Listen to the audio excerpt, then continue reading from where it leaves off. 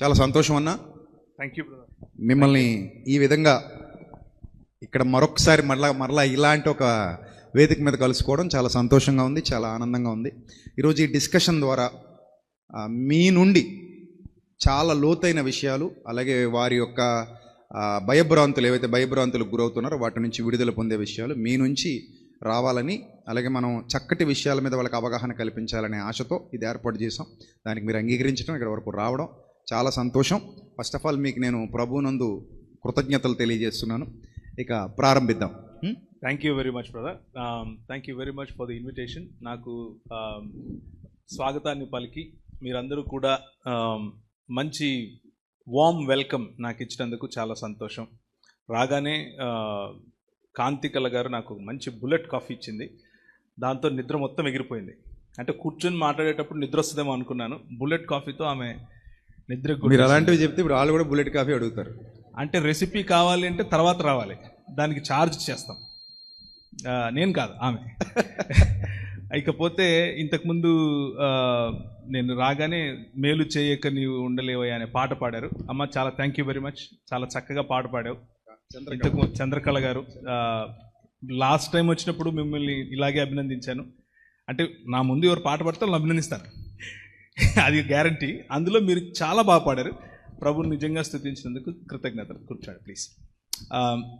అయితే మొట్టమొదటిసారి వస్తున్నాను ఈ ఊరికి. ఈ ఊళ్ళోకి నన్ను ఆహ్వానించినందుకు మీకు మరొకసారి కృతజ్ఞతలు తెలియజేస్తున్నాను.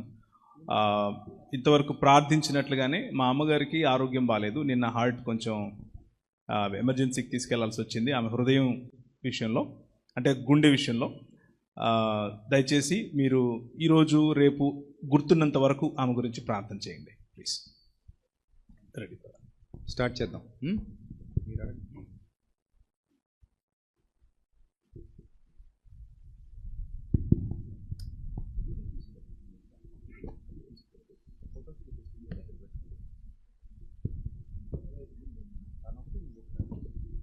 ఓకే, అందరికీ ప్రభు పేరట నా హృదయపూర్వక వందనాలు. అలాగే అన్నయ్య, మీకు హృదయపూర్వక ఆహ్వానాన్ని తెలియజేస్తున్నాం. మీరు మా ప్రాంతానికి, మా సంఘ సహవాసానికి రావడం చాలా చాలా సంతోషం. మేము ధన్యులము. Thank you very much. Pleasure is all mine. Thank you అన్న. పొద్దున్నుంచి స్త్రీ పరిచర్య, స్త్రీ జీవితం, స్త్రీ మీద ఉన్నటువంటి ఆంక్షలు, స్త్రీకి వస్తున్నటువంటి రెస్ట్రిక్షన్స్, అది ఫ్యామిలీ లైఫ్ నుంచి కావచ్చు, సోషల్గా కావచ్చు, సంఘ జీవితం నుంచి కావచ్చు, what ever it may be, A A points అయితే ఉన్నాయో వాటిలో కొన్ని మాత్రం మేము ప్రస్తావించి ప్రసంగాల రూపంలో చెప్పడం జరిగింది. అయితే ఇప్పుడు కొన్ని క్వశ్చన్స్ ఉన్నాయి నా దగ్గర. మేము కలిసి మిమ్మల్ని ఆ క్వశ్చన్స్ అడుగుతాము. సో మీరు వాటికి వాక్యానుసారమైన వివరణ తప్పకిస్తారని మేము నమ్ముతున్నాం. అలాగే మీలో ఎవరికైనా ఒకవేళ క్వశ్చన్స్ ఇంకా రైజ్ అవుతుంటే కూడా ఆ నెంబర్కి 6349 నెంబర్కి మీరు వాటిని వాట్సాప్ చేయొచ్చు. మొదటి ప్రశ్న, స్త్రీ వాక్యం చెప్పటం దేవుని దృష్టికి విరుద్ధమా? దీనిపై మీ అభిప్రాయం ఏంటి? క్లుప్తంగా తెలియజేయగలరు. ఓకే, సో స్త్రీ వాక్య పరిచర్య చేయటం పరిశుద్ధాత్మ దేవునికి అంగీకారయోగ్యమైతే, నాకు అంగీకారయోగ్యం అయినా కాకపోయినా అది ఎవరికి లాభము కాదు, నష్టము కాదు. పరిశుద్ధాత్మ దేవుడు స్త్రీని వాక్య పరిచర్య కోసం ఎన్నుకుంటాడా అన్నదే ప్రశ్న. వాక్యానుసారంగా వాక్యంలో ఉన్నటువంటి అనేక ఉదాహరణలు స్త్రీలను వాక్య పరిచర్య చేసినట్లుగాను, నాయకత్వం ఇచ్చినట్లుగాను మనకు కనిపిస్తూ ఉంది చాలా స్పష్టంగా. ఇందులో డౌట్ లేదు. ఉదాహరణకు రోమీయులకు రాసిన పత్రికలో ముగింపు మాటలు పలుకుతూ పౌలు కొందరి పేర్లు ప్రస్తావిస్తాడు. తన సహచరులుగాను, తన జత పనివారులుగాను, తనకంటే ముందున్నటువంటి నాయకులు, లేకపోతే తనకంటే ముందున్నటువంటి క్రైస్తవ నాయకులుగాను, సంఘ పరిచారకులుగాను, అలాగే తనతో పాటు శిక్షణ అనుభవించినటువంటి, జైలు శిక్షణ అనుభవించినటువంటి పనివారుగాను, సైనిక వర్గంగాను, ఇంకొక చక్కని పదం వాడతాడు. అదేమిటి అని అంటే, అపోస్తలులలో పేరెన్నిక కలిగినటువంటి వారుగాను స్త్రీలను ప్రస్తావించడం మనం చూస్తాం. సో అపోస్తలులు మొదలుకొని ప్రతి పనిలోనూ స్త్రీ పరిశుద్ధాత్ముని చేత ఎంచబడింది. ఆమెను ఎన్నుకున్నాడు పరిశుద్ధాత్మ దేవుడు. మధ్యలో నేను ఇంకొకరు ఎవరో వచ్చి చెప్పటం వల్ల మా అభిప్రాయాలు, పరిశుద్ధాత్మ దేవుడు వారిని విడిచిపెట్టేది లేదు, వారు పరిశుద్ధాత్మ దేవుని చేత వాడబడకుండా ఉండేది లేదు.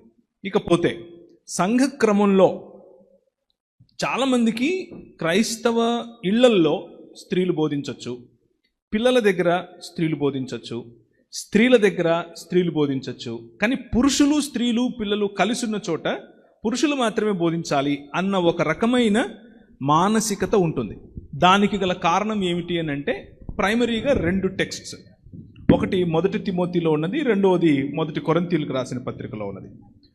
ఇటువేమో 14, అటు 2వ అధ్యాయం. సో ఈ 2 అధ్యాయాలలో ఉన్నటువంటి ప్రధానమైన ఆంక్షలను తీసుకుని, పౌలు గారు అన్నటువంటి మాటలను తీసుకుని, స్త్రీకి బోధించే హక్కు లేదు, కేవలము నేర్చుకోవాలి అన్నటువంటి మాటలు చెప్తూ ఉంటారు. కానీ మనం ఏ పుస్తకాన్నైనా సరే సందర్భంలోనే చదవాలి, ఏ పత్రికనైనా సరే దానికి ఉన్నటువంటి సందర్భంలోనే చదవాలి. 2 పత్రికలకు వేరు వేరు సందర్భాల్లో వేరు వేరు మనుషులకు వేరు వేరు సమస్యలకు సమాధానంగా రాసినటువంటి పత్రికలవి. వాటిని రెండిటిని పౌలే రాసినప్పటికీ పౌలు తన అన్ని పత్రికలలో స్త్రీకి ఎంత స్థాయిని ఇచ్చాడు. ముఖ్యంగా రోమియోలకు రాసిన పత్రికను ఒక స్త్రీ చేతికిచ్చి పంపించాడు. ఆమె పేరు ఫిబే. ఆ ఫిబే కెంక్రియా అనేటటువంటి సంఘానికి ఆమె నాయకురాలు, పరిచారకురాలు అని పిలిచారు అనంటే నాయకురాలు అని పిలవటమే దాని అర్థం. ఎందుకు అనంటే క్రైస్తవ సమాజంలో పరిచారకులే నాయకులు, సెలబ్రిటీలు ఉండరు. క్రైస్తవ సమాజంలో సెలబ్రిటీలు ఉండరు, పరిచార్య చేసేవాళ్లే, పరిచారకులే నాయకులు అవుతారు. సో ఆమె ఆ రోజుల్లో ఉదాహరణకు ఇప్పుడు ఒకసారి ఆలోచించండి, కెంక్రియా దగ్గర ఉన్నటువంటి పౌలు దగ్గర నుంచి ఈ పత్రిక తీసుకుని ఎఫెస్కు వెళ్ళాలి. ఎఫెస్కు వెళ్ళి లేదా రోమా ప్రాంతంలో ఉన్నటువంటి సంఘానికి ఈమె ఇవ్వాలి. దాదాపు 350 నుంచి 400 మైళ్ళు ఉంటుంది. దాదాపు 350 నుంచి 400 మైళ్ళు ఉన్నటువంటి ఈ ప్రయాణాన్ని ఒక స్త్రీ చేతికి అప్పజెప్పాల్సిన అవసరం లేదు. ఒకవేళ ఆమె బలహీన ఘటమైతే, ఒకవేళ ఆమె పురుషుని కంటే నిమ్నురాలైతే, ఒకవేళ ఆమె న్యూనతాభావంలో ఉన్న వ్యక్తి అయితే, ఒకవేళ ఆమెకు బుద్ధి మందగింపు అయితే, ఒకవేళ ఆమెకు కావలసినంత లేకపోతే ఆమె ప్రయాణానికి కావలసినంత ఆ ఆర్థిక స్థోమత లేకపోతే, అలాగే ప్రావీణ్యత లేకపోతే, అలాగే ఆయన రాసినటువంటి ఈ గ్రీకులో రాసినటువంటి వాళ్ళు మాట్లాడేటటువంటి భాష సిరియాక్ లేకపోతే అరమాయిక్ భాషలు మాట్లాడాలి, ఎందుకంటే కెంక్రియా అనే ప్రదేశం. కానీ గ్రీకులో రాసినటువంటి పత్రికను తీసుకొని వచ్చి చదివి వినిపించి దాని అర్థం చెప్పాలి. మీ ఇష్టం వచ్చినటువంటి దాన్ని మొదటి లేకపోతే 2వ మందిరపు యూదా సమాజం అని పిలుస్తారు వీళ్ళని. మధ్యధరా సముద్రం చుట్టూ ఉన్నటువంటి ద్వీపాలు ఇవి. మధ్యధరా సముద్రం అన్నది మీరు ఒకసారి మీ సెల్ ఫోన్ చూపించండి. నేను ఆఫ్ చేయమని చెప్పను, ఆన్ చేయమని చెప్తాను. ఓకే, మ్యాప్స్లోకి వెళ్ళండి. మ్యాప్ అని ఒక యాప్ ఉంటుంది. ఆ మ్యాప్స్లోకి వెళ్తే ఇస్రాయేలు ప్రాంతానికి, సిరియా ప్రాంతానికి మధ్యలో ఉన్నటువంటి సముద్రం కనిపిస్తుంది మీకు. ఇటలీ అనే పటాలం ఇటువైపు ఉంటుంది, గ్రేకు దేశం ఉంటుంది, ఇటువైపు ఏమో ఆసియా ఖండం ఉంటుంది, అటువైపు ఏమో ఆఫ్రికా ఖండం ఉంటుంది. ఈ మూడిటి మధ్యలో ఉన్నటువంటి ఒక సముద్రాన్నే మధ్యధరా సముద్రం అని పిలుస్తారు. వీలైతే చూపించండి లైన్లో. సో ఈ మెడిటరేనియన్ సీకి చుట్టూ ఉన్నటువంటి ప్రాంతాల గురించి మనం మాట్లాడుకుంటున్నాం. 400 మైళ్ళు ఒక స్త్రీ వెళ్ళాలి. ఆ రోజుల్లో అనగా సెకండ్ టెంపుల్, 2వ మందిరపు యూదా సమాజం, అంటే మొదటి మందిరం పడద్రోసిన తర్వాత తిరిగి కట్టారు. అలా తిరిగి కట్టినప్పుడు సాంస్కృతిక నేపథ్యంలో మార్పులు చేర్పులు జరిగాయి. ఎందుకు అనంటే గ్రెకో రోమన్ సామ్రాజ్యం ఇప్పుడు అక్కడ ఏలుబడి చేస్తోంది. ఆ గ్రెకో రోమన్ సామ్రాజ్యంలో ప్రజలు సాంస్కృతికంగా భిన్న అభిప్రాయాల వైపుకు వెళ్ళారు. ఉదాహరణకు సద్దూకైలు, అలాగే పరిసయ్యులు, అలాగే హేరోదీయులు, వీరు మాత్రమే కాకుండా హెలెనిస్టిక్ యూదులు ఉన్నారు. హెలెనిస్టిక్ యూదులతో పాటుగా అక్కడ ఉన్నటువంటి బహుదేవారాధకులు ఉన్నారు. బహుదేవారాధకులతో పాటుగా రోమా చక్రవర్తి అనేటటువంటి ఒక కల్ట్ ఉంది. అంటే రోమా చక్రవర్తే ఇప్పుడు దేవుడు అని చెప్పేటటువంటి, కైసర్ అగస్తస్ అనే దేవుడి గురించి మాట్లాడేటటువంటి ఒక మతం. ఈ మతాల మధ్యలో ఒక స్త్రీని ఎన్నుకుని ఆమె చేతికి తను రాసినటువంటి ఒఫిషియల్ లెటర్, దాని మీద ఇది నేనే రాస్తున్నాను, నా సొంత చేత్తో రాస్తున్నాను, ఇదిగో ఈమె చేతికి ఇస్తున్నాను, ఈమెను మీరు గౌరవప్రదంగా మీ మధ్యలోకి ఆహ్వానించండి అని చెప్పి రాశాడు పౌలు. అనంటే స్త్రీ ఒకవేళ నిమ్నురాలైతే, బలహీన ఘట్టమైతే, తక్కువైతే అలా చేయాల్సిన అవసరం లేదు. చాలామంది ఉన్నారు ఆయనకు అప్పటికే తోడుగా ఆయనతో పనిచేసిన వారు. సో పౌలు యొక్క దృక్పథము, ఏదైతే పౌలు రాసిన పత్రికలు ఉన్నాయో వాటిలో నుంచి అక్కడక్కడ ఏరుకొని చెప్పేటటువంటి దృక్పథం కాదు. పౌలు దృక్పథము స్త్రీకి సమానత్వమునిచ్చే దృక్పథం. అందుకనే ఆయన యునియా అనేటటువంటి స్త్రీని అపోస్తలులలో శ్రేష్టమైన, లేకపోతే ప్రసిద్ధికెక్కిన అపోస్తలురాలుగా చెప్తున్నాడు. నాకంటే ముందున్న అని కూడా చెప్పాడు. అంత మాత్రమే కాదు, ప్రవచించండి అని చెప్పాడు. ప్రవచించటం అనంటే ఈరోజు మనకు టీవీల్లో కనిపిస్తున్నట్లు, లేకపోతే పెద్ద పెద్ద సభల్లో చేస్తున్నట్లు, రేపు నీకు కొడుకు పుడతాడు, లేకపోతే మీ భార్య ఎర్రచీర కట్టుకొనుంది, మీ ఇంట్లో టెంకాయలు వండుతారు రాత్రి, ఇట్లాంటివి కాదు. అవి కాదు ప్రవచనాలంటే. ప్రవచనం అంటే ఏంటంటే అధికారి ఎదుట నిలబడి నువ్వు తప్పు చేశావని చెప్పడం, అది ప్రవచనం. మీ ఇష్టం వచ్చిన ప్రవక్తన పేరు చెప్పండి కళ్ళు మూసుకొని, అదే చేశాడు.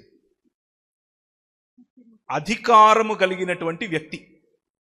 ఏ అధికారం అంటే రాజులను సైతం శాసించగల, సరిచేయగల, తప్పుదిద్దగల, బుద్ధివాక్యము చెప్పగల అధికారం. అది కేవలము ప్రవక్తకే ఇచ్చాడు దేవుడు, కేవలం ప్రవక్తకే. మీ ఇష్టం వచ్చిన ప్రవక్తను తీసుకోండి. స్వయంగా ప్రవక్త అయినటువంటి దావీదును తనకంటే ఎక్స్పీరియన్స్లోను, తనకంటే అధికారంలోనూ తక్కువగా అనుకున్నటువంటి నాతాను అందరి ముందు, అనగా